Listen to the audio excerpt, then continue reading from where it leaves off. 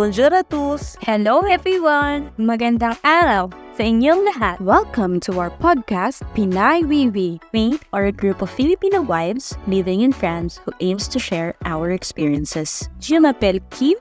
Je m'appelle Anna. Je m'appelle Jenny. Je m'appelle Dani. Je m'appelle Rosa. And we are the hosts of Pinay Wiwi. Ito ay isa sa mga topic na siguradong maraming makaka-relate, lalo na kung ikaw ay may asawang foreigner. Ang misconception natin sa mga foreigner or misconception ng kapwa natin Pinoy laban sa mga Pinay na nakapag-asawa ng foreigner or AFAM.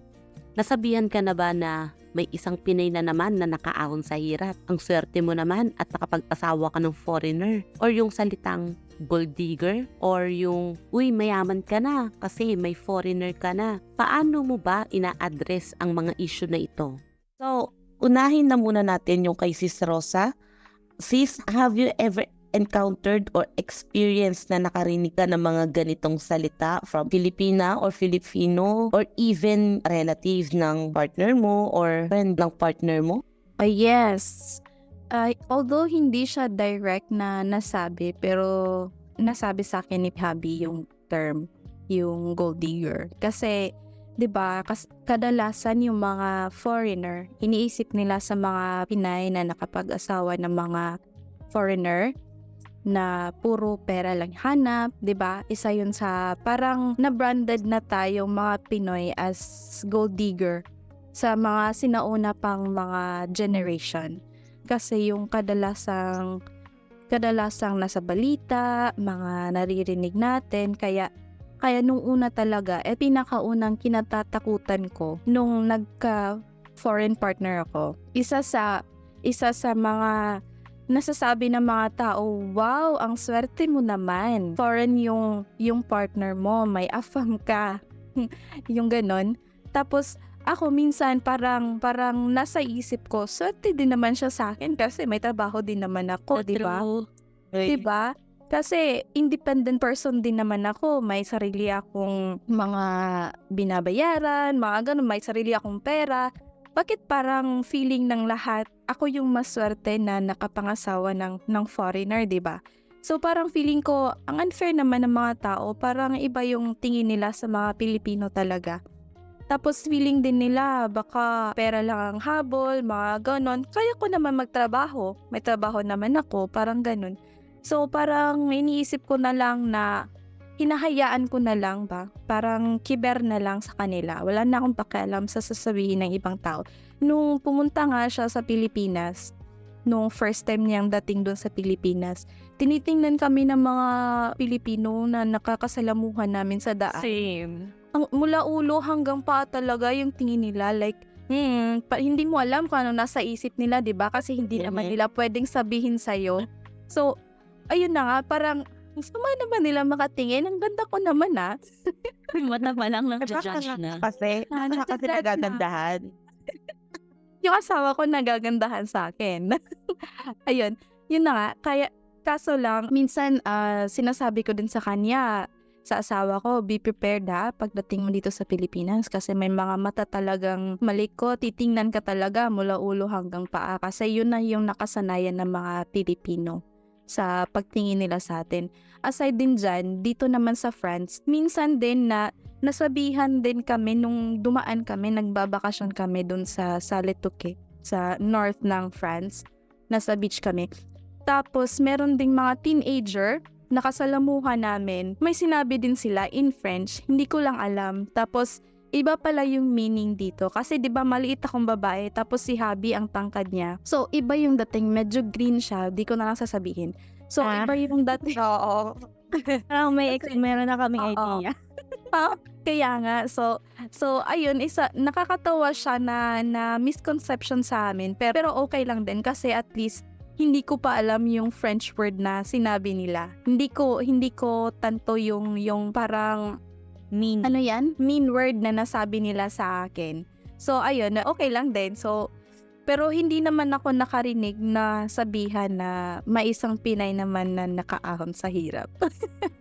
Kasi yun, no, yung Oo. sinasabi nila na ignorance is bliss. kahit sa husband sinasabi dun sa akin yun na okay na din na hindi ka ganun kagaling mag-French. True. Oo. Kasi mas madedepress ka pag naintindihan nila. Kaya nga, ang swerte Pero siya- talaga kasi di ko talaga alam, si Habi lang yung nag-translate sa akin. Sinabi niya lang. Kasi narinig niya, nasa likuran na namin yung mga teenager, narinig pa rin niya. Kaya ayun. So, nung si Habi naman dumating dun sa amin, sa area namin, siya din, naka-experience din siya ng mga, wow, ang tangkad mo naman, mga ganon-ganon ba? 'Di ba? So, parang madami ding mga bata nakatingin sa kanya, nakatulala sa kanya kasi ang tangkad. So, parang naririnig mo yung mga bulong-bulungan ng mga kapitbahay mo. Parang ganon yung feeling. So, yun lang naman yung experience ko. Ayun, 'di ba? Iba-iba talaga yung misconception natin about dyan. Ikaw naman si Kim, na-experience mo din ba mas sabihan ng mga ganyang word lalo nung nasa Pinas pa kayo or kahit andyan na kayo ngayon sa France? Well, sa akin naman, never ko pa naman na-experience masabihan ng may isang Pinay na naman na nakaahon sa hirap. Pero pag yung may nakikita ako sa mga video, tapos mga nagko-comment, mga ganun, nabibwisit ako. Kasi parang hindi naman kasi totoo, porket ba foreigner yung asawa, mayaman na agad. Yun kasi yung thinking ng mga Pinoy. Pag foreigner ang asawa, matik, mayaman. Hindi nila alam, parang normal lang din na tao na mas mataas lang talaga yung conversion ng pera nila sa Pilipinas, kaya nagmumukhang mapera. True. So, Yaman sa Pinas, pero hindi. kaya, Pero hindi dito. kaya Talaga. yun nga. Tapos, di ba, yun din, naranasan ko, kagaya kay Sis Rosa, yung pag nasa Pinas yung partner, laging pinagtitinginan yung asawa, ganon. And then, nung nasa Pinas din kami, tumira kasi kami sa Bantayan. So, laging, yun nga, nasabi ko na last time, laging overpriced ba yung mga sinisingil nila. Pag siya yung kasama ko, mamimili, laging ayaw magpatawad ng kung kunwari manghihingi ka ng discount, ayaw nila magbigay ng discount. Tapos mas tinataasan pa nila yung presyo kasi nga foreigner daw yung kasama. Yun yung mga naranasan ko, pero hindi pa naman din ako nasabihan ng gold digger. Luckily, hindi naman. Wala naman ako masyadong na-experience na ganon. Dito naman sa France, wala rin ako narinig na or na-experience na nasabihan ako ng mga masamang salita or tingnan ng masama, ganon. Ayun. Kaya mas maigit talaga sis nasa loob lang tayo ng bahay. Kaya nga. Yun nga. Din kasi lagi. Kaya Advantage ng nasa loob ng bahay. Narinig na Tahimik lang. Diba? Oo. o, Tapos diba? yung asawa ko pa nga yung nagbibiro sa akin. Kaya mo lang pala ako pinakasalan dahil sa mga pera ko. Sabi ko, wala kang ang pera eh. Natatawa ko sinabi ng asawa mo kasi nasabi din ni Habian nung nasabihan daw akong gold digger. Sabi niya, wala naman siyang ididig daw kasi wala naman akong mga gold. Dahil, diba, kung talagang Yun yung pera yung isip niya. hanap, kung talagang pera yung hanap ko, di sa una, naghanap na talaga ako yung mayaman talaga eh. Kaya, Ikaw, Way. hindi naman. So, yun lang. ayun. Ikaw naman sis Danny, syempre matagal na kayong kasal ng husband mo, di ba? Matagal na kayo together ng husband mo. Mayroon ka bang na-encountered na mga ganyan or narinig, lalo nung mga una pa kayo? Ano ba? Katulad lang din nung kay Sis Kim, yung normal na misconception na mayaman yung may asawa. Yung first na narinig ko, parang tinanong ako kung nag-resign na daw ba ako sa work. Kasi meron na daw magsusupport sa Hindi mo na need mag-work. asawa. Parang, ano ba yun? Kumuha ka ba ng mapapakasawa para talaga sa ganun lang? Parang yun agad yung unang umano sa isip nila. Tapos, aside from that, siguro yung first sa work, isa sa naging conflict namin kasi parang sabi nila, kaya lang daw ako magaling sa work kasi kasama ko sa work yung asawa ko na parang mas magaling sila kaysa sa mga Filipino. Ganon. So, which is very hard to accept kapag pinaghirapan mo yun tapos hindi ka makakuha ng credit. Yung credit sa kanya pa rin. Oo. Time na yun talaga parang sabi ko, maghiwalay na lang tayo kasi nawawala yung identity ko dahil sa'yo eh. Kasi ikaw na lang yung nakikita. Ganon. Parang shadow ka na lang. Oo. Kasi parang sabi nila, yung existence ko sa company, parang ano na lang siya. Ay jowa ni nung foreigner. Hindi Wala na na. pangalan mo. Oo, Yeah. yung pangalan ko. Kilala Sabi naman ako naman sa yan. jowa niya, ganon. Meron pa pala, yung sa work naman ni Habi, yun, one time, since lumipat na ako ng company, narinig ko siya, parang online pandemic, ganyan. Yung may mga pa-games online, tas may mga prizes na maliliit lang naman, like mga 200 Gcash, pang order ng dinner, ganon. Si Habi, competitive din. So, sabi niya, ginalingan niya talaga, sa nanalo siya. Tapos yung mga Pilipino, gustong ipa-waive yung prize. Sabi, ang laki na ng sahod yun eh. Nagtatagalog sila. Nagtatagalog sila, tapos parang, narinig ko. Kahit hindi ako taga doon sa kumpanya nila, in-unmute ko yung asawa ko. Sabi ko, okay, maging respectful naman kayo, porket di kayo naiintindihan ng asawa ko. Ganyan mga sinasabi ninyo, nakakahiya kayo. Talaga, inaway ko talaga kasi nakakabwisit. Ang lakas ng pagkakasabi na wave na yan. Sabi mo, laki-laki na sahod. Yung may conviction pa doon sa boses nila na parang galit na galit sila na malaki yung sahod ng asawa ko. Ay, hindi nga nila alam. Very bad. Tapos, dito naman sa France, ang misconception naman sa mga Pilipino is lahat tayo is katulong. Hindi masamang maging katulong. Uy. Diba? Kasi marami naman talagang Filipino sa ibang bansa na yun yung pinagkakakitaan, which is yun yung bumubuhay sa pamilya nila.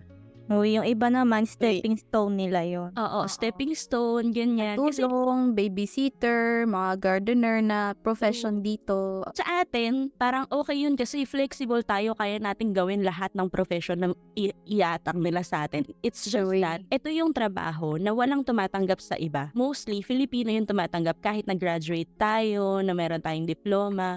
Pumupunta tayo sa ibang bansa kasi mas mataas yung sahod kahit ano pa yung trabaho na yan. Uy. Pero ang misconception is lahat tayo, yun lang yung trabaho na kayang gawin.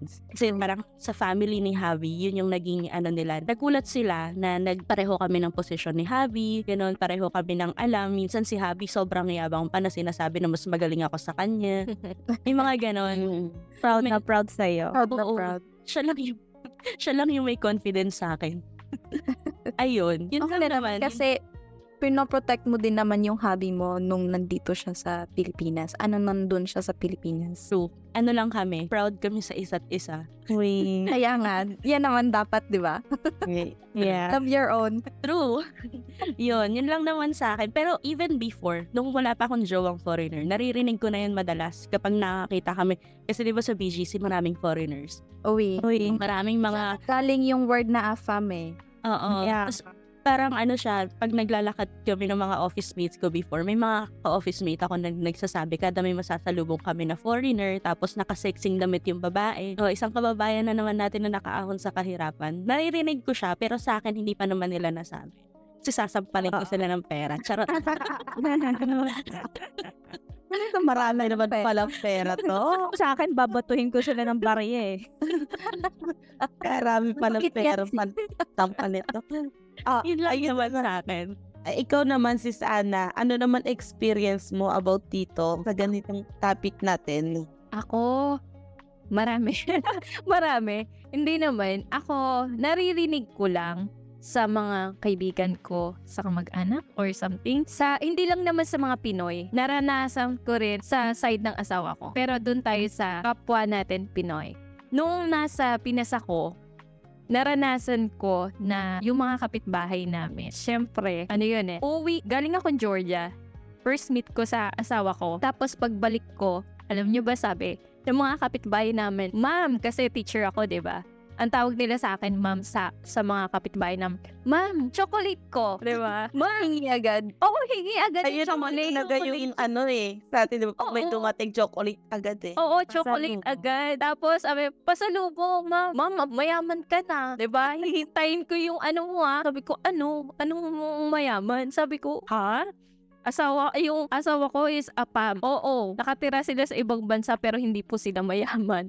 Ayun yung parang sagot ko na lang, ha? Hindi ginaganon ko na lang. Sabi ko na sa sarili ko, hindi talaga, iba talaga yung mindset nila. Pag kayo naranasan ninyo makapag-asawa ng apa, makikita nyo yung buhay nila na iba talaga. Na pare-pares lang tayo, na balance lang yung buhay. At ayun, naranasan ko rin na yung parang, uy, Ana, pag nagkaroon na kayo ng baby, yung magiging anak ninyo, magiging puti na, hindi na katulad mo. Negra. Grabe. Ang Bro, masama. Oo, ayun Hirap. Mapanglait naman. Grabe Oo, naman. May narinig talaga ako na, ay, magiging anak ko na maputi. Kasi ano talaga ako eh, ganun naman talaga kulay ko, diba? Ganun naman talaga kulay natin. Tapos sasabihin nila, ay, magiging maganda yung anak ninyo pag minsan maganda yung para sa akin na positive na maganda naman yung ay pag nagkaroon kayo ng anak magkakaroon na kayo ng magandang Magandang lahi. magandang lahi. Tapos yung daw, mag-aartista yung mga anak. Mga mag-aartista. Alam niyo yun? Parang sabi ko, hindi naman yun ang habol ko. Kahit ano naman, kung anong itsura, kahit makuha niya yung kulay ko, ganun. Pero sana nga, di ba? Ayun. Hindi naman yun yung una natin tinitignan. Pero, ayun, yun yung agad na sinasabi nila, di ba? Expect na natin na may masasabi sila. Lalo nung pagdating ko, ay yung unang dating ng asawa ko, di ba? Kung naranasan nyo, tinitignan yung mga asawa ninyo.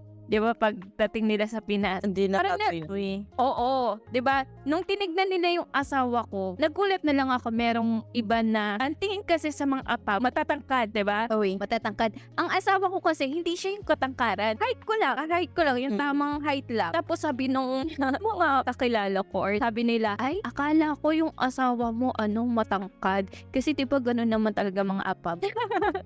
'Di ba? Sabi ko, hindi, normal lang talaga. Hindi naman lahat ng mga foreigner na kung matira kayo sa France, hindi lahat matatangkad, diba? Wala desisyon sila. Wala desisyon. Ayun. Wala naman akong narinig na gold digger. Pero, nung nandito na ako sa France, parang naano ko lang, yung kahit wala na ako sa Pinas, ang naano naman yung sa family ko. Parang minsan nalulungkot lang ako na hindi nila alam yung nangyayari. Na minsan, yung nanay ko na sinasabi, alam mo, si ganito, sinasabi sa akin, yung mga kapitbahay natin, uy, mayaman ka na. O, nagpadala na ba si ganito? Yung mga ganong Yung expectation ng ibang tao na makatulong tayo sa family natin. family. Andito na tayo. Oo, nakapag-asawa na tayo ng Yes. foreigner na parang, uy, mapapagawa mo na yung bahay ninyo. Ha? Parang sabi ng nanay ko, hindi nyo lang alam, 'di ba? Hindi lahat. Hindi nyo alam kung ano yung nararanasan ni Ana sa ibang bansa. Ayun, pero parang, na hindi nila lang alam. Kaya sabi din ng mama ko, tumatahimik na lang siya. Na, ayun, pero wala naman na akong pake sa kung ano sabihin ng ibang tao. Ang mahalaga naman sa akin, yung mga taong malapit sa akin, pamilya ko, kaibigan ko, yun yung alam nila kung ano talaga ako, bakit ako nag-asawa ng foreigner, at hindi naman mahalaga kung ano yung sasabihin ng ibang tao. Sabi ko nga pag gumagawa nga ako ng video, di ba, may gumagawa ako ng mga reels. Yung tunay na buhay ng isang Pinay dito sa France, lalo yung paglilinis ng bahay, hindi tayo Disney princess dito, di ba, na sinasabi nila na oo, lahat, na tayo, papahinga na lang tayo sa bahay, higa. Pero ayun lang. Pero salamat dahil ngayon lang sasabihan kanila, pero sa susunod, wala naman na yan. Ang mahalaga naman talaga is kung sino yung involved sa relationship. Kung hindi natin dapat isipin kung ano pa yung iniisip nila. Kasi ang dami na nating iniisip. True. Madedepress lang tayo kung pati yung iniisip nila, iisipin din natin. Ang daming pag-iisip. Naano lang ako dun sa nasabi ni Sis Ana, yung sa family. Kasi syempre talaga mga misconception din sa mga kakilala ng family natin, di ba? So masasabi din nila, uy, maganda na yung magiging buhay nyo kasi nakapag-asawa na ng foreigner yung anak mo. Mapapadalan kayo ng pera all the time. Hindi nila iniisip na tayong mga asawa, iniisip din natin yung pinaghirapan ng mga asawa natin na nagtatrabaho dito sa kanilang bansa, di ba? So, syempre, pag hihingi ng pera, parang hindi naman namin pinupulot yung pera dito. Pinaghirapan ng asawa namin yan. Hindi namin yan basa-basa din ibinibigay. Kasi may pinaglalaanan din naman tayo, di ba? For our future din, future family. Yes. Kahit wala pa naman tayong mga anak, di ba? So, parang iniisip nila na ang bilis lang manghiram ng pera, bilis lang makapag-utang, di ba? Tapos sasama loob pag hindi pinautang. Kaya pag di pinagbigyan, magagalit pa sila, sasabihin sasabihin pa walang utang na loob, mga ganon yung mga natatanggap natin minsan. Sasabihin na, nagbago na yan, mayabang na kasi may foreigner na. Oo, Diba? isa din yan sa mga misconception na binibigay na naririnig natin sa mga kapwa Pilipino natin. How about you, Sis Jenny? Ano yung mga na-experience mo din? Ako naman, sa kapwa Pinoy naman, parang wala naman akong narinig na ganito. Yung mga ganyang words, subukan lang nila. Kasampalin ko din sila. Pero hindi ng pera. Wala ko doon. Ay,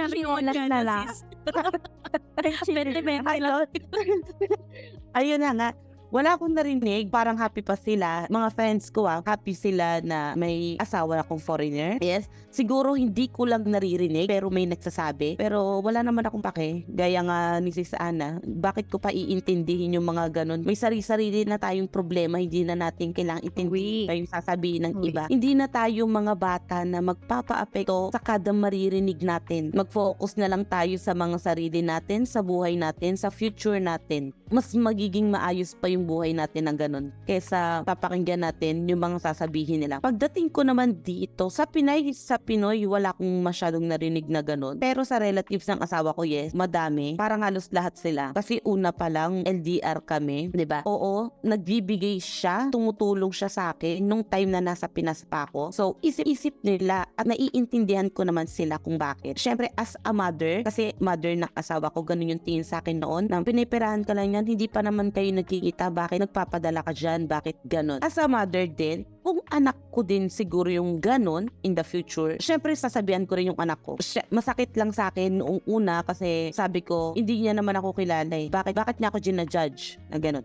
Pero habang tumatagal, naintindihan ko na normal din naman, syempre anak niya yun, relative yun ng asawa ko, parang pinoprotektahan lang din nila yung asawa ko, diba? Yun lang man yun, yung una lang naman yun. Syempre gano'n naman talaga sa una, kapag ka hindi ka pakilala ng tao, maraming masasabi sa'yo. So, yun, sa kanila ko narinig na gold digger yan, na gano'n. Sundutan ko lang yung sinabi ni Sis Ana na akala ng iba na porkit nakapag-asawa na tayo dito, sinasabi nila sa family natin na, ayan, matutulungan ka na kasi may foreigner na yung anak mo. Hindi nila alam na mahirap nga, diba? Kaya lagi ko sinasabi sa nanay ko, sabi ko, konting tiis na lang, konting tiis pa, kasi hindi tutulungan kita. Andun ako sa point na alam ko sa sarili ko, gusto ko talagang tulungan. Pero unahin ko muna syempre yung pamilya namin. Paano kita tutulungan kung sarili ko or pamilya namin hindi pa ganon ka-stable, diba?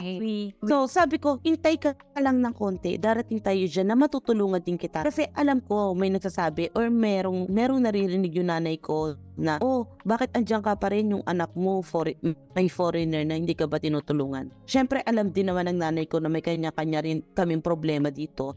Hindi rin naman kami mayaman, hindi naman instant lang na pag nanghingi ako sa asawa ko, ayan, bigay mo sa family mo. Syempre dito lalo sa France, hindi sila ganon. Sa family nga nila, diba?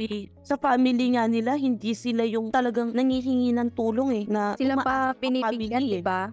Hindi obligasyon ng asawa natin na magpadala ng pera sa pamilya natin sa Pinas. Kasi tayong pinakasalan eh. Kaya nga, diba? Kaya ayun nga, yung iba na hindi naman alam yung buhay na may asawang foreigner, try nila. Ang hirap din talaga nung makakarinig pa tayo na ganon, na akala naman nila ang dali lang din para sa atin. So, ayun na nga. Ayan, may iaano lang pala. Yung napag-usapan pala natin last episode, yung kay Sis Juvie na guest natin before. Isa din sa misconception ng mga tao, yung nakapag-asawa ng matanda, diba? Isa din yan sa kadalasang pinag-uusapan ng mga Pinoy. Or kahit ibang bansa. Kahit naman sa anong lahi. Yeah. Kasi 'di ba, yung feeling nila malaki yung age gap, pero di nila alam, love knows no boundaries, 'di ba? So, maraming mga Pinoy na bini-break yung stigma, yung mga misconception na ganito, na nagwo-work hard yung mga Pinoy na nasa ibang bansa para wag silang masabihan ng mga ganito sa kapwa natin Pilipino. So, yung kina Sis Juvie din before, yung story niya, yung nakapag-asawa siya na mas matanda sa kanya, di nila alam na wino-work out din nila yung feelings nila towards each other. So, narinig naman natin na at first, walang gusto si Sis Juvie sa partner niya na French, pero later on, naging maganda yung pamumuhay nila dito sa France. At saka, she's an example din na nagpupursige yung mga Pilipino na nandito sa ibang bansa, di ba? So, yun lang. Kaya sinasabi nila na yung mga OFW o yung mga Filipino sa ibang bansa. Kasi diba, ang dami nating ginagawa or sinasakripisyo na tayo lang din yung nakakaalam. Uy, hindi nila alam nagsasacrifice tayo sa mga celebrations natin sa Pinas, na hindi na tayo kasali. Yung mga ganun. Na malayo Alam tayo. yung feeling na alone ka, na emotionally unstable ka, na nasa ibang bansa ka, di ba? Walang Kasi- ibang nakakapagpat sa likod mo na you did well, kundi yung asawa mo lang. Kasi kung ano kasi yung mga pinopost natin, doon lang nila binabase na kung gaano tayo kasaya dito, hindi nila alam. Yung may mga paghihirap din, hindi naman natin ipopost yun. Kaya nga nung sabi ko before na hindi naman tayo nagpo-post na iiyak ako dito, na Ayan. lulito ako dito, di ba? Pwede naman Tapos sis para nag-post tayo mag-viral. ng food. Meron din na parang pag nag-post tayo ng something na niregalo, 'di ba? Syempre i-appreciate natin. We 'Di ba? May mga regalo na binibigay yung asawa natin sa atin, material. And sinasabi nila, sana all, 'di ba? Sana all. kaya nga. Sino pa ba magbibigay? Syempre asawa natin, 'di ba? Kaya nga. Naman asawa ng iba. Asawa ng iba, 'di ba? Nakakatakot yun. Pero yung pamilya ko naiintindihan naman pag ako nagpo-post ng mga ganon. Kasi ina-appreciate ko yung bigay ng asawa ko. Hindi lang naman natin minahal ang mga asawa natin dahil binibigyan tayo ng ganito. Syempre, na-appreciate natin sila at deserve nila yun, di ba? At deserve din naman natin mabigyan, no? Sino ba naglilinis ng bahay? Sino ba nasa bahay? Sino ba? Oo. Di ba? Hindi naman nung nandito tayo sa France at saka nung nasa Pinas tayo, no? Kahit sino namang asawa, deserve din namang mabigyan ng mga material na bagay na ganun, di ba? Kung kaya rin na magbigay ng asawa natin. Uwi. Sa totoo lang, nung nasa Pinas pa ako yung giver. Kasi 'di ba may trabaho ako. Siguro kayo din naman siguro, 'di ba? Mga giver din kayo. Hindi kayo kadalasan nakaka-receive ng mga Yes. regalo. Syempre sa mga pamangkin nyo, mga pinsan nyo, mga parents, hindi tayo kadalasan nakaka-receive ng regalo. So parang na-enjoy ko yung feeling na nakakatanggap ako ng regalo dito. Yung binibigyan ako ng asawa ko, binibigyan ako ng mga in-laws ko ng mga regalo. So parang nakakasaya siya sa puso kasi iniisip nila ako. Aside sa ako nagbibigay ng regalo, pero tayo kasi na nandito na, hindi na tayo nabibigyan ng regalo ng mga relatives natin sa Pinas.